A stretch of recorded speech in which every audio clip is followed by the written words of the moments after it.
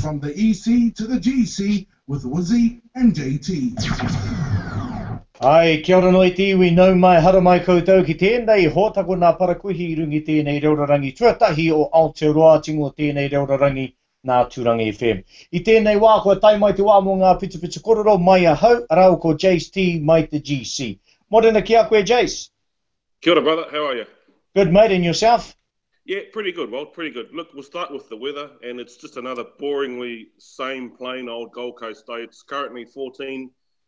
Not a cloud in the skies. I look out to the right, and we're headed for a high of around 25. So even though I was talking to Teresa off here that it's a change of season, we've gone from winter into spring, there's been not much change. So once again, mate, another boring Gold Coast day, sorry to say.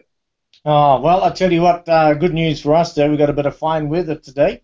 Expecting a high of 18 degrees, mainly fine with light winds. That's all we've got today. That's good, mate. Things are on the up. Yes, that's right. Things are on the up. Okay, so what's been happening over there on the GC?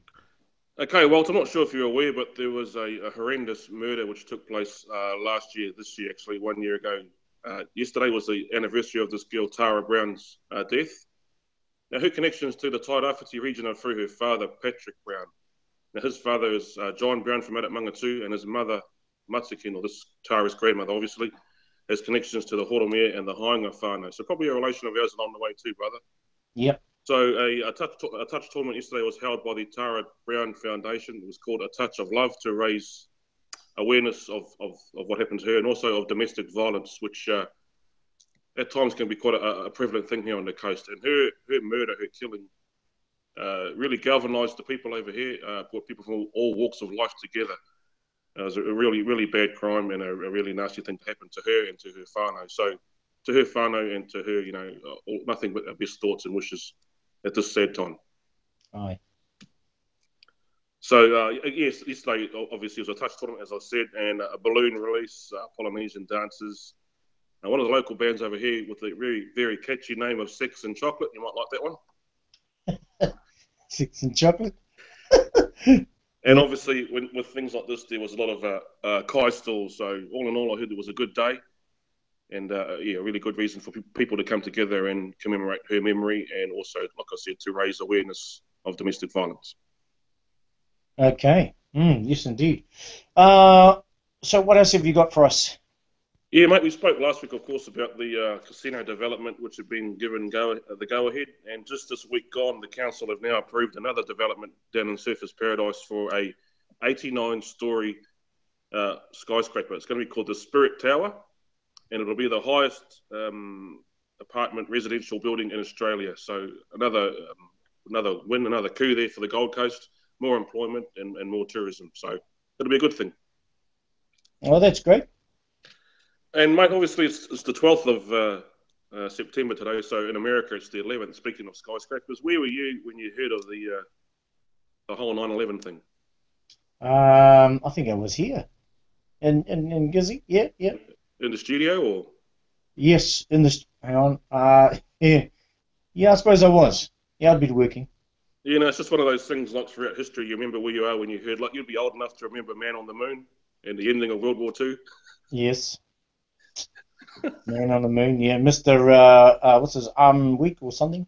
Yeah, okay, mate. So, yeah, obviously one of history's most significant events, and they commemorated that yesterday and today throughout the US, particularly in New York, where the towers came down. But moving on, a couple of birthday calls to a couple of good friends of mine. George Thomas, I used to play rugby league with him back in the day, one of the best props in Gisborne in the 80s. In the late 80s and early 90s, he's now moved back to his hometown in Rotorua, Rongataha, and heavily involved in the Waka Ama scene. So George played for the Repanati Eels, the Kaiti Devils, and then the Manatuka Mustangs. So happy birthday, Georgie. And another friend of mine, Scott Parkinson, we used to work together at Gear Meet. Well, I used to work and he used to turn up. He now works out at JNL, and he's a real staunch rugby man. So me being a leaguer, we used to have a couple of colourful discussions at Smoko, and yeah, so happy birthday to you, Scotty, 44. Wow. Bye. Okay, buddy, I've got a couple of things here. Did you realise that this week is actually Chinese Language Week? So, ni hao. Ni hao ma. Aye. Ni hao ma. Oh, I'm good. How are you? Yeah. Anyway, so it's Chinese Language Week this week, and it's quite a coincidence that to start our Chinese Language Week, we've got the Merrill Talkback this morning at 10 o'clock. So Ming will be in the studio this morning, to kick off our Chinese Language Week. Quite Very appropriate. good.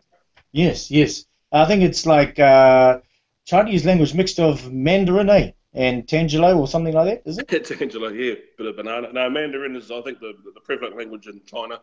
Although I went to southern China last year, and they more speak a Cantonese. Oh, Cantonese. For the Hong Kong and southern China region. So, yeah. And what was that like for you touring around China? It's all about the food for me, Walter. Very good. Top three. Okay, bro. Now, just over the weekend, we had the Laughing Samoans here. We're on Saturday. Full house as usual. Tūranga FM was the major promoter, as in radio promoter. So we've been with them now for the last 5-6 years, doing the promotions for the Laughing Samoans. Full house, and a lot of the staff went to that too. It was a fun night. So that was exciting. Also over the weekend, here in Gisborne, we had the Tūranga Nui Kiwa Māori Sports Awards. And I've got some results here. Junior Sportswoman of the Year went to Tia Akurangi for Waka Ama.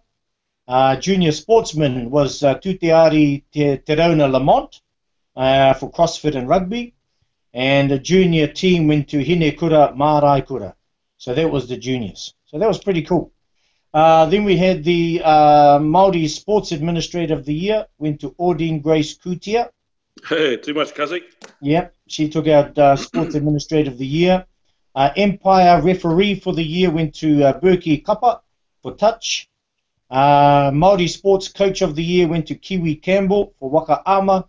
And Services to Sport went to Matahi Whakataka Brightwell for Services to Sport. And the sports person with a disability went to Vesna Radinic. So she took out that category there. And of course, your senior division, Senior Sportswoman of the Year was Dacina Manuel. And Senior Sportsman of the Year, Steve Gibbs.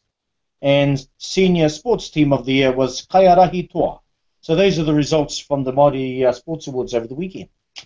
There's some names there I haven't heard for a long time. Obviously, Matahi has had a huge involvement in the revival and the continuing renaissance, so to speak, of Waka Ama. Aye. As has Steve Gibbs, married, of course, to Lee Gibbs, the former netballer, a Silver Fern great, actually. And yeah, very happy to hear that my cousin Audine won her administration award. So well done to her, and indeed well done to all the winners. Ka pai, yeah. And unfortunately, a bit of sad news. Do you remember Doug Cooper? No, mate, but I know that I read your Facebook stuff that he used to be a bugler for the Army Band or something. Yeah, well, he was the bugler for Gisborne, for Anzac parades, civic parades, the 28 Māori Battalion services, and everywhere else. He was the bugler for 53 years. Man, that's a long time, eh?